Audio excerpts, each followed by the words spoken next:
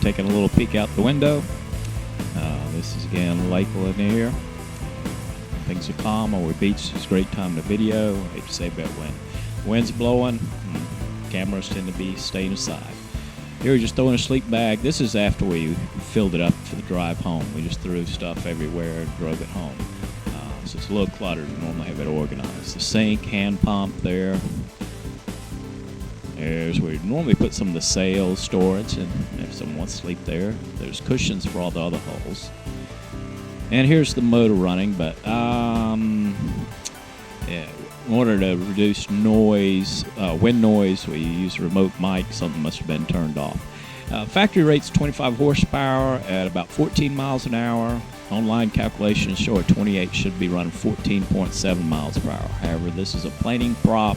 We see about 9 miles an hour. Still way faster than other sailboats, but I would heavily advise if you could do much more and just get it out of port or use the engine much, I would go to eBay and get a workboat prop, something designed for a sailboat plane. It's not a planing hull. However, we don't really worry about it. It's plenty fast. Gets us out on the water, gets us back when we want to. And again, very calm conditions. A chance for me to pull out the video camera.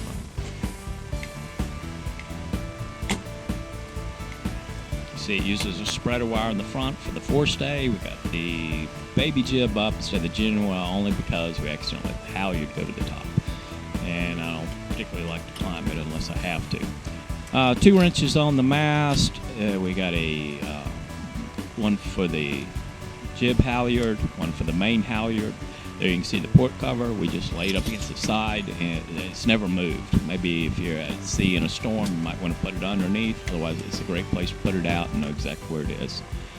If conditions are reasonable, we'll put some lounge chairs out. However, when the wind's blowing, they will hang off the safety line in the back like a flag. So we fold them up, put them away under those conditions. I've never seen any need, nor anyone else, to steer the boat except from the port or starboard side. There is a connection for a tiller stick. Put on a carbon fiber one, use something like that. Here's the starboard antenna, 6 decibel. Is a good backup radio.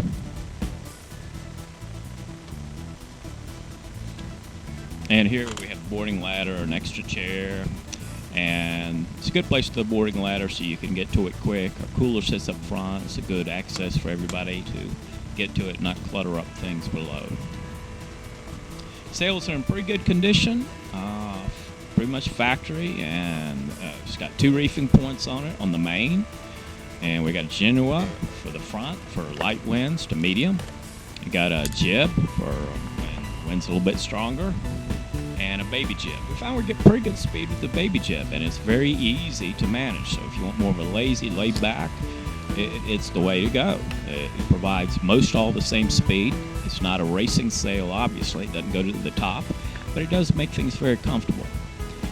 It's hard to get scale, but that weather vane is over 4 feet long. It's custom made. It pivots off the stainless steel antenna. It's got 3 decibel on the top. It runs to the port radio. And it's got twin mast lights in case a light bulb burns out. It'll still be safe. It's got anchor mounts on both hulls. Remember, this time we just take one for the lake. It's got roads. Both of them well over 100 feet. I think about 160, 120, plus lots of extra ropes. A large number of spare parts, probably well over $1,000 worth. We keep a spare parts box. Here's not enough wind to even take the slack out of the sheets.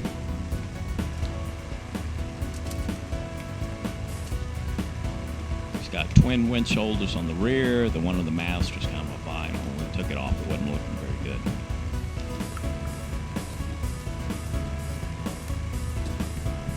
That's a 5-to-1 on the pulleys. There's a couple of reefing points. There's a stainless steel loop for the number for the first one, and the cleats being used through it to do the second reefing point. The safety line can be unsnapped to get it on and off.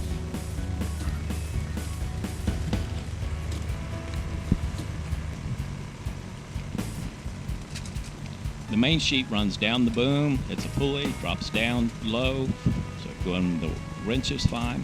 Here you can see the deck boards in. They can be running about 2 feet down.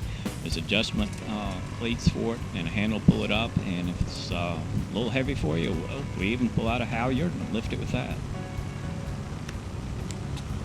We have bags for all the sails. That's pretty much how we do it. Attach the bag to the standing rigging, let it sit on the deck, it's always there.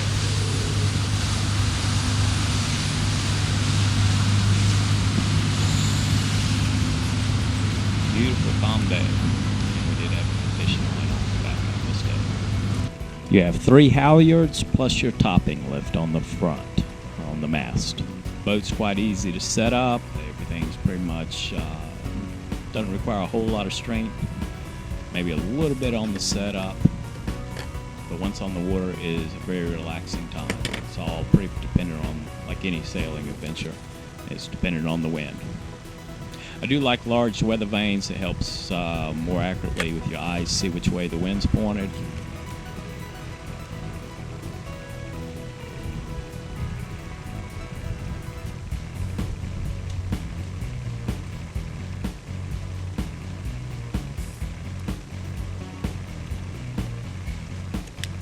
And again, you can see where the dagger boards go in, a lifting handle. The hatches will open all the way up, and either in a rigged about a 30-degree angle, or they can be flipped all the way open, completely open the interior. It's got solar vents to help keep the air moving all the time. The battery operated, so it'll run in through the night, and that helps make sure there's no musty smell or anything. Nothing to get you a breeze going or anything, but definitely keeps it very fresh and keeps out any stagnant smells by keeping the air circulation going at all times. One for both the porthole and the starboard side. In light conditions, it's a place to stretch out, sit out on the front, and just relax. Not much else to do when the wind dies out on you. And that's a little shower head. We keep a hot water solar bag. And when the sun's out, even if it's cool outside, we do have good warm water to rinse off, help clean dishes, whatever we're doing. Trampolines have been replaced just a couple years back. It's been covered to keep everything out of the sun. Standing rigging, I understand, has also been replaced. So the most important things have been replaced, and it's all in good shape.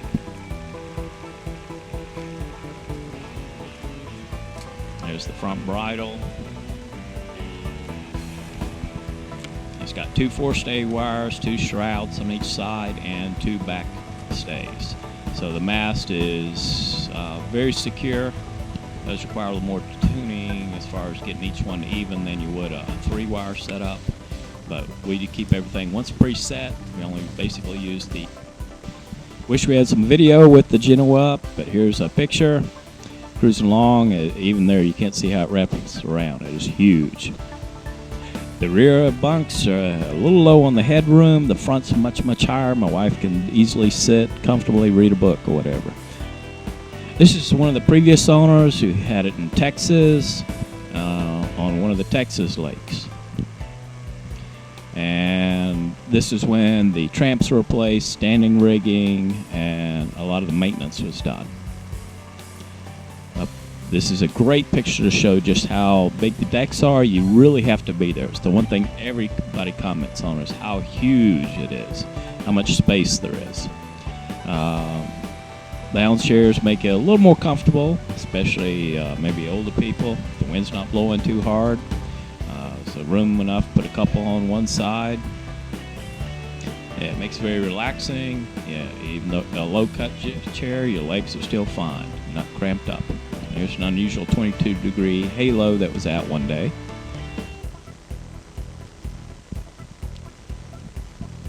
And it's the one thing it has. You don't get crowded when you have a bunch of people on board. All the controls of it, most time, are being operated in the back when you're under sail. Some of the rigging up around the mast. Here it is at the 2010 beer run again. This is the previous owner before me, Steve.